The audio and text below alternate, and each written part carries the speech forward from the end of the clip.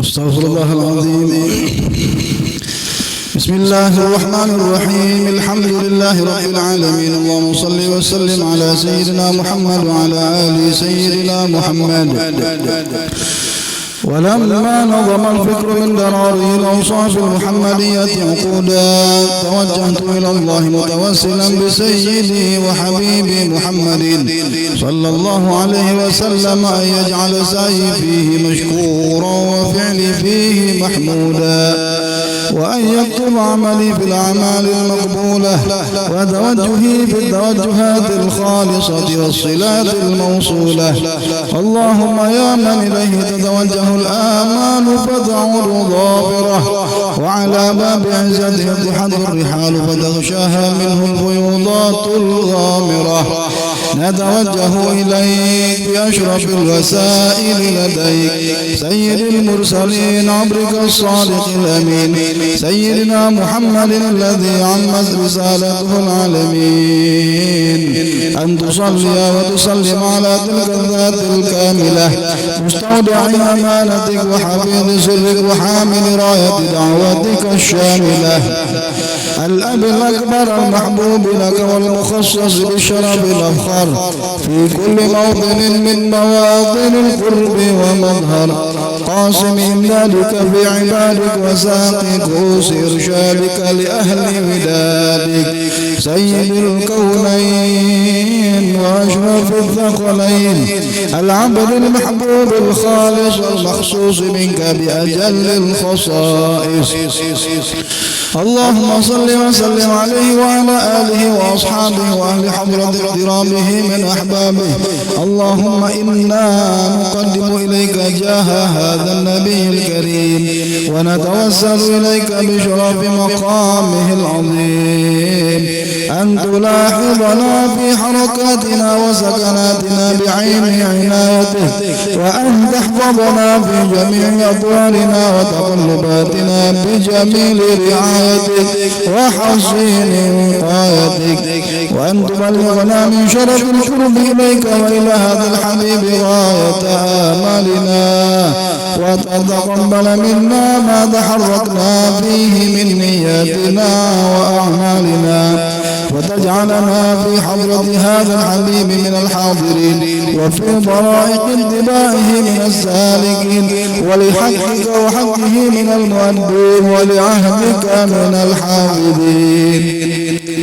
اللهم إن لنا أطماعا في رحمتك الخاصة فلا تحرمنا، وظنونا جميلة هي وسيلتنا إليك فلا تخيبنا.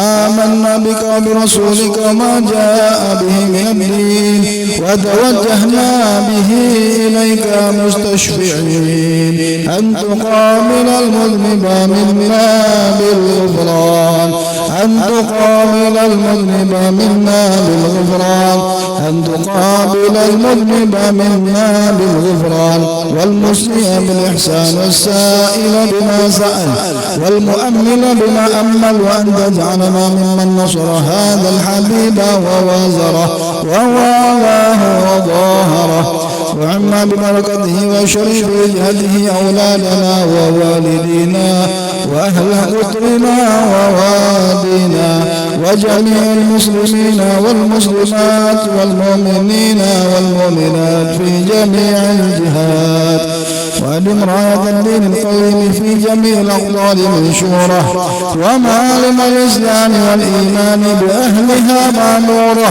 معنى وسورة، واكشف اللهم كربة المكروبين واقض دين المدينين واغفر للمذنبين وتقبل توبة التائبين، وانشر رحمتك على عبادك المؤمنين أجمعين، واقض شر المعتدين والظالمين، وابسط العدل بولاة الحق في جميع النواحي والأقطار، وأيدهم بتأييد من عندك ونصر على المعاندين من المنافقين والكفار، واجعلنا يا رب في الحزن الحصين من جميع البلايا واجعلنا يا رب في الحزن الحصين من جميع البلايا واجعلنا يا رب في الحزن الحصين من جميع البلايا وفي الحرز المكين من الذنوب والخطايا وأدمنا في العمل بالطاعة والصدق في خدمتك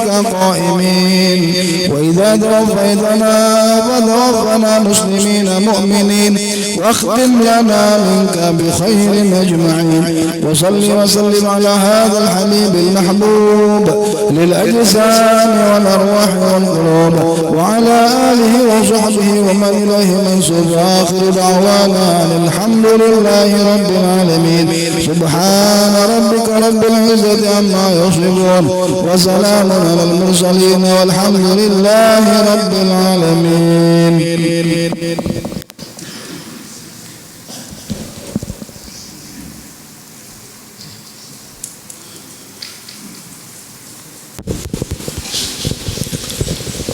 السلام عليكم ورحمة الله وبركاته. الحمد لله الذي أسرى بعبده ليلا من المسجد الحرام إلى المسجد الأقصى وأعرج إلى السماء الأعلى حتى وصل إلى سدرة المنتهى والصلاة والسلام على سيدنا محمد خير الورى وعلى آله وصحبه ومن تبعه إلى يوم الجمعة. أما بعد، المحترم والمكرم فضيلة الشيخ الحبيب زين بن سمين، المحترمون المكرمون جميع المشايخ والحبائب والأساتذة الحاضرين بهذا المجلس المبارك، نرحب بكم ونقول أهلا وسهلا مرحبا بقدومكم، وبالخاصة الحبيب زين بن سمين الذي جاء من بعيد من بالمبلم، وإن شاء الله سيعطينا النصائح الدينية عن الإسراء والمعراج وما يتعلق بها في هذه الليلة المباركة. نقيم حفلة الإسراء والمعراج لنبينا محمد صلى الله عليه وسلم ابتغاء لمرضاة الله ومحبة إليه، ونرجو من الله سبحانه وتعالى أن نكون من المتقين والمحبين لنبينا ورسولنا محمد صلى الله عليه وسلم. Hadirin jamaah peringatan Isra wal Mi'raj dan peringatan Haul Abah Guru Sekumpul yang ke-16 yang dimuliakan Allah.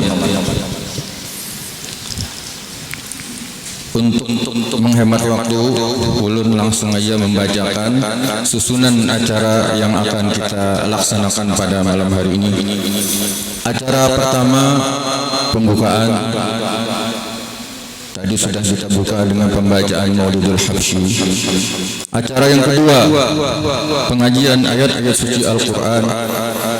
Ketiga, tausiah atau mau'izah hasanah yang insyaallah akan disampaikan oleh Al-Habib Zain Smith.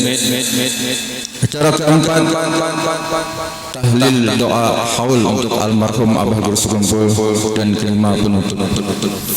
Baiklah, kita masuki acara yang kedua, pembacaan ayat-ayat suci Al-Quranul Karim yang akan dibacakan oleh saudara Qari Ahmad Marzuki. Kepadanya tempat dan waktu dipersilahkan. Wa ilaihi falyatafaddal alaihi mashkura.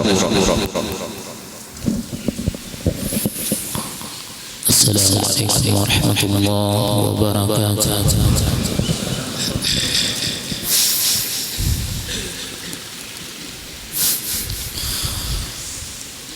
أعوذ بالله من الشيطان الرجيم.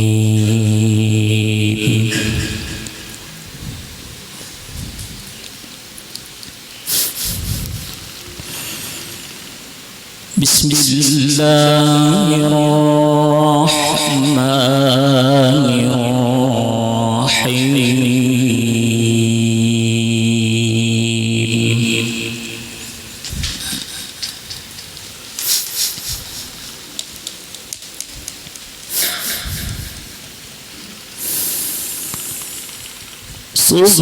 سبحان الذي أسرى بعبده ليلا من المسجد الحرام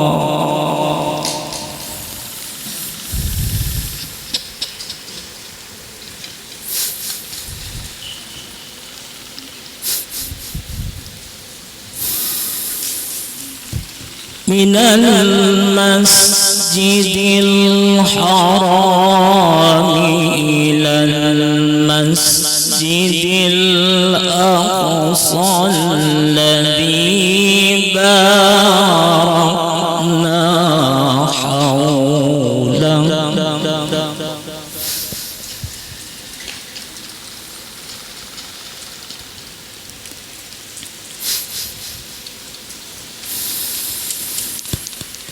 الذي باركنا حوله لنريه من آياتنا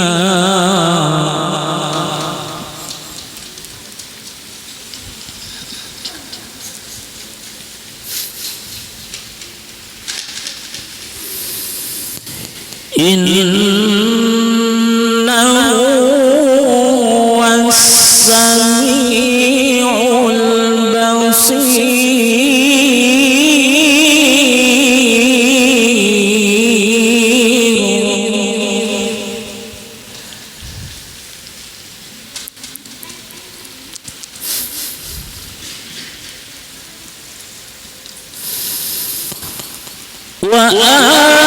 وآتينا موسى الكتاب وجعلناه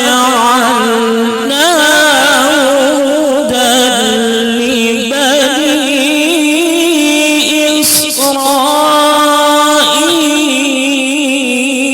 إسرائيل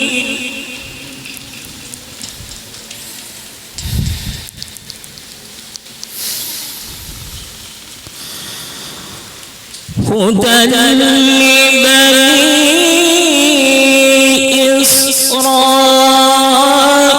إسرائيل ألا تتخذوا من دوني وكيلا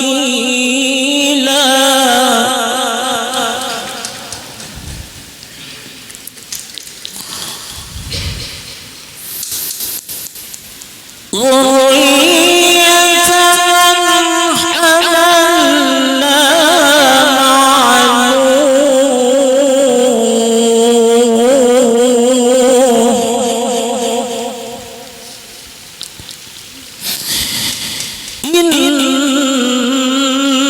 إنه كان عبدا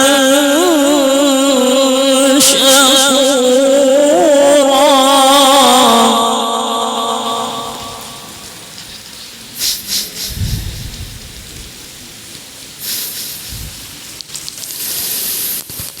وقضينا إلى بني إسرائيل في الكتاب لتفسدن في الأرض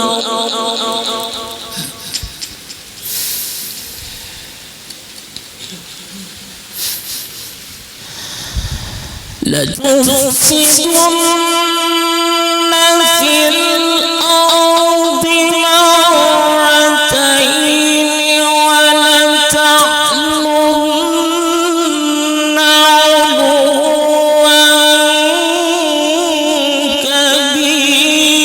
كبيرا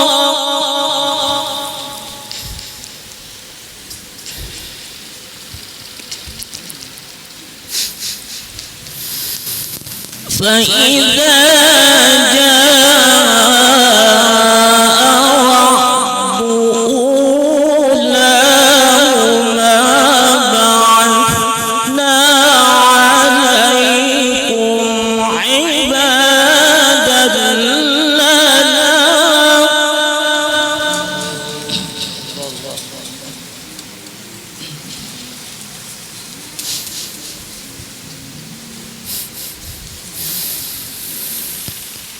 بعثنا عليكم عبادا لنا أولي بأس شديد فجاسوا خلال الديار وكان وعدا مفعولا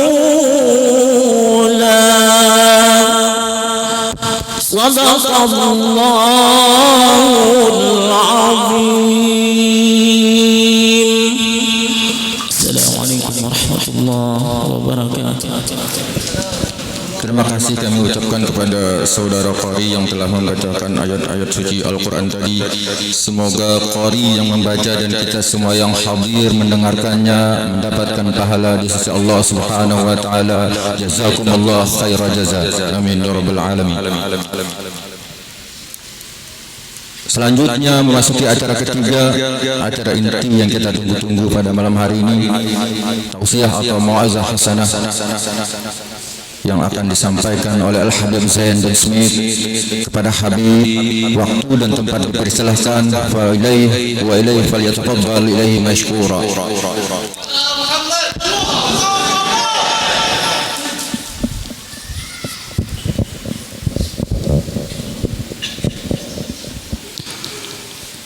Bismillahirrahmanirrahim. Assalamualaikum warahmatullahi wabarakatuh.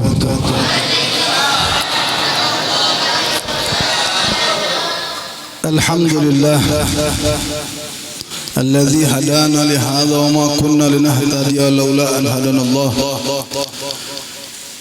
أشهد أن لا إله إلا الله وحده لا شريك له وأشهد أن سيدنا ونبينا محمدا عبده ورسوله. اللهم صل وسلم على سيدنا محمد مفتاح باب رحمة الله عدد ما في علم الله صلاة وسلاما دائمين بدوام ملك الله وعلى آله وصحبه ومن والاه لا حول ولا قوة إلا بالله. رب اشرح لي صدري ويسر لي أمري واحلل عقدة من لساني يفقه قولي وسدد لساني واهدي قلبي بجاه النبي والآل. أما بعد، اللهم لا علم لنا إلا ما علمتنا إنك أنت العليم الحكيم وتب علينا إنك أنت التواب الرحيم. اغفر لنا وارحمنا وأنت خير الراحمين وانصرنا على القوم الكافرين. حضرة المحترمون، para masyayikh, tuan guru yang hadir bersama kita beserta para hadirin wal hadirat rahimani wa rahimakumullah. Bersama kita duduk, bersama kita berkumpul, bersama kita memuji Allah Subhanahu wa taala, bersama kita memuji baginda Rasulullah sallallahu alaihi wasallam. InsyaAllah berkat hadirnya kita, berkat pujian-pujian yang kita haturkan kepada Allah dan baginda Rasul sallallahu alaihi wasallam, ini menjadi bukti bahwasanya kita termasuk orang-orang yang berusaha untuk mensyukuri atas nikmat yang diberikan Allah. Terlebih lagi nikmat yang agung, nikmat yang teramat agung yang diberikan oleh Allah Subhanahu wa taala kepada kita, yaitu dijadikannya kita sebagai umat Nabi Muhammad sallallahu alaihi wasallam. Ummatan marhumah, ummatan mardiyah, umat yang dirahmati oleh Allah Subhanahu wa taala. Bahkan Nabi Allah Musa pun meminta kepada Allah Subhanahu wa taala agar dijadikan umat Nabi Muhammad sallallahu alaihi wasallam. Tak kala Allah Subhanahu wa taala mengatakan, wahai Musa, ada suatu umat yang bila mana mereka berniat untuk melakukan satu amal baik, walaupun mereka belum melakukan amal tersebut, hanya sebatas niat, maka Allah akan mencatatkan pahala baginya. Apa kata Nabi Allah Musa alaihissalam? Ya Allah, ij'alhum min ummati. Ya Allah, jadikan mereka sebagai umatku. La, kata Allah, hum ummata Ahmad. Mereka adalah umat Nabi Muhammad sallallahu alaihi wasallam. Kemudian Allah Taala mengatakan, wahai Musa, ada suatu umat yang bila mana mereka berniat dengan akan melakukan suatu amal kebaikan, kemudian mereka lakukan kebaikan tersebut, akan diganjarkan 2 pahala oleh Allah Subhanahu wa taala. Apa kata Nabi Allah Musa? Ya Allah, jadikan mereka sebagai umatku. Hum ummatu Ahmad. Mereka adalah umat Nabi Muhammad sallallahu alaihi wasallam. Sampai Nabi Allah Musa mengatakan, Allahumma ja'alni min ummati Ahmad. Ya Allah, jadikan aku sebagai umat Nabi Muhammad sallallahu alaihi wasallam, umat yang diidamkan oleh Nabi Allah Musa alaihi wasallam. Kita tanpa kita minta lahir dalam keadaan menjadi umat Nabi Muhammad, hidup di muka bumi sebagai umat Nabi Muhammad, dan insya Allah kita pun mati dalam keadaan membawa iman kita kepada Nabi Muhammad, dan kelak akan dibangkitkan Allah bersama baginda Nabi Muhammad sallallahu alaihi wasallam. Amin ya rabbal alamin. Ma'asyiral hadirin wal hadirat rahimani wa rahimakumullah. Berbicara masalah Isra wal Mi'raj, ini adalah suatu perkara yang agung, peristiwa yang sangat mulia. Bahkan kisahnya pun dikekalkan oleh Allah Subhanahu wa taala dalam Al-Qur'an. Ini menunjukkan satu keistimewaan yang diberikan oleh Allah Subhanahu wa taala, tidak untuk nabi-nabi yang lain. Suatu keistimewaan yang tidak diberikan oleh Allah kepada nabi-nabi yang lain kecuali Nabi Muhammad sallallahu alaihi wasallam. Dengan satu peristiwa ini menunjukkan bahwasanya Nabi Muhammad ditunjukkan oleh Allah sebagai nabi yang paling mulia di sisi nabi-nabi yang lain, di sisi Allah daripada nabi-nabi yang lain. Ini cuma satu gambaran yang diberikan oleh Allah dengan peristiwa Isra wal Mi'raj yang Allah perjalankan Nabi Muhammad. Jangan kita pertanyakan bagaimana Nabi Muhammad bisa berjalan minal masjid ilal masjid, seperti Allah Ta'ala berfirman, Subhanalladzi asra bi 'abdihi lailan minal masjidil aqsa minal masjidil haram ilal masjidil aqsa. Dari masjid ke masjid. Kemudian dari Masjidil Aqsa diangkat Mi'raj oleh Allah Subhanahu wa taala dari langit pertama sampai ke Sidratul Muntaha, berjumpa dengan Allah. Ini satu peristiwa yang tidak akan pernah bisa sampai kepada hati-hati orang yang tidak dibuka oleh Allah Subhanahu wa taala. Peristiwa ini tidak akan pernah sampai pada akal pikiran kita kecuali dengan hati yang mengimani akan peristiwa ini. Kalau kita mengimani, kalau hati kita dibuka oleh Allah, pasti akan kita mengimani daripada peristiwa Al-Isra wal Mi'raj ini. Bagaimana Nabi bisa berjalan minal masjid ilal masjid, dari Masjidil Haram ke Masjidil Aqsa? Usriyabi. Karena yang memperjalankan Nabi Muhammad adalah Allah Subhanahu wa taala. Ini satu yang tidak pantas untuk kita pertanyakan. Ini satu kejadian yang istimewa yang dikisahkan oleh Allah Subhanahu wa taala untuk kita selaku umat Nabi Muhammad sallallahu alaihi wasallam. Mungkin sering kita dengar cerita tentang Isra wal Mi'raj. Mungkin kita sering dengar tentang keistimewaan yang didapatkan oleh Nabi Muhammad sallallahu alaihi wasallam atas terjadinya peristiwa Isra wal Mi'raj. Sekarang apa yang kita dapatkan daripada kisah demi kisah, tahun demi tahun kita dengarkan daripada perjalanan Isra wal Mi'raj Nabi Muhammad sallallahu alaihi wasallam?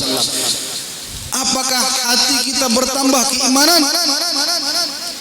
Apakah dengan mendengar kisah-kisah ini timbul kecintaan yang luar biasa kita kepada baginda Nabi Muhammad sallallahu alaihi wasallam?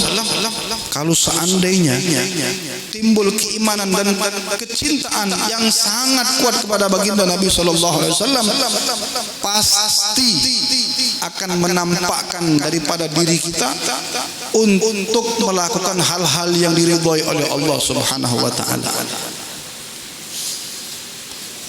Kalau kita percaya, bertambah iman kita, bertambah cinta kita. Sekarang bukti dari kepercayaan tersebut mana? Ma'asyiral hadirin wal hadirat, kita sebagai manusia hidup di muka bumi ini bukan bahkan kita dalam keadaan beriman dan Islam kita yang kita bawa bukan kita dapatkan hanya begitu saja, enggak. Kita terima Islam, lahir dalam keadaan Islam, beriman kepada Allah, terus kita bawa keseharian kita dalam keadaan Islam. Hanya itu. Islam dan iman kita ini taruhannya besar. Jangan kita sangka Islamnya kita ini sudah dalam keadaan aman, dah. Di situ ada syaitan yang terus-menerus untuk menggoda kita. Syaitan yang menjerumuskan kita. Dia kuat. Setan itu kuat. Dalam pandangan orang-orang lemah, setan itu kuat untuk menjerumuskan kita Bani Adam. Apa kata Allah Subhanahu wa taala? Tabarakalladzi biyadihil mulku wa huwa ala kulli syai'in qadir. Alladzi khalaqal mauta wal hayata liyabluwakum ayyukum ahsanu amala. Hidup kita di dunia ini penuh dengan cobaan. Hidup kita di dunia ini penuh dengan ujian dari Allah Subhanahu wa taala. Liyabluwakum ayyukum ahsanu amala. Allah akan terus mencoba kita. Allah akan terus menguji kita sampai mana tingkat keimanan kita kepada Allah Subhanahu wa taala. Jangan sampai Islam yang kita bawa, keseharian kita dalam keadaan Islam, tapi hari-hari kita jauh daripada amalan-amalan yang diajarkan oleh baginda Rasul sallallahu alaihi wasallam. Karena kita lihat berapa banyak daripada saudara-saudara kita yang mengatakan diri mereka dalam keadaan Islam, tapi sholat mereka tinggal. Mereka mengatakan mereka Islam, masuk waktu sholat mereka